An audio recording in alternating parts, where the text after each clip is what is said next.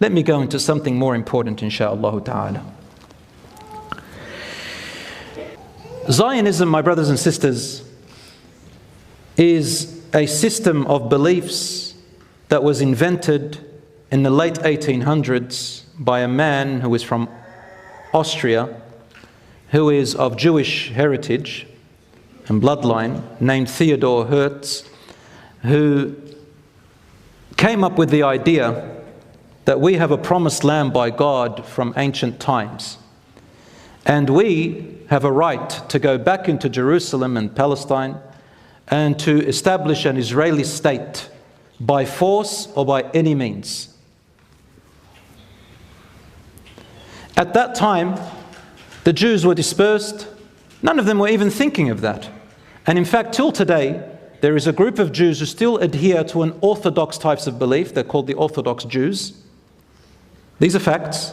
And these Orthodox Jews believe very strongly. Some of them are anti-Zionists, some of them are just non-Zionists, and some of them are pro-Zionists. But the Orthodox Jews say we are not allowed to enter that land or take it over from any people. And we are oppressing them by doing that. You've seen them out in protest, haven't you? They've got big beards, dreadlock, the locks on the side and all that stuff. But yes, that's all good and nice. But they're not doing it because they believe that this is oppression in itself. They believe it's oppression because the Torah, in their belief, say that right now you're not allowed to enter it. But you will enter it. And the land is still promised to you, but the way that it will come to you is in a different means. They say, we are waiting for the miraculous Messiah. When He, the miraculous Messiah, comes, He will lead us into it, and we will rebuild the temple and return back to that state. The Israelis, or the Zionists, they believe otherwise. They say we need to go in and take it by force, and we need to establish the Israeli state, and when the Messiah comes, He comes, or whatever happens, happens. And there is another group of Jews who say that, let's say that we were able to enter Jerusalem and enter Palestine, take it, and it becomes Israel, and everybody leaves, then how do we re-establish or reconstruct the Temple Mount? That's what they're after.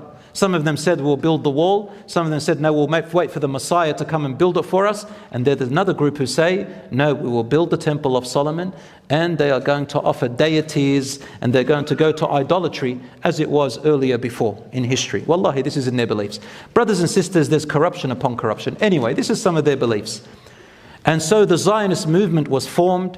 And we all know the story of Britain and World War II and the fall of the Ottoman Empire, and how Britain made the mandate called the British Mandate, and the other mandates. And then came the Balfour Declaration by the Balfour Declaration 1948, which declared the Palestine, or the Jerusalem Israel state, or Palestine or gave the Jews an Israel state. And they tried to do so many deals, and I don't know what. I'm not going to go into all of that because everybody's got a counter argument. So what I'm going to say is this: the land of the Palestinians was taken from them through violence and force and through unfairness.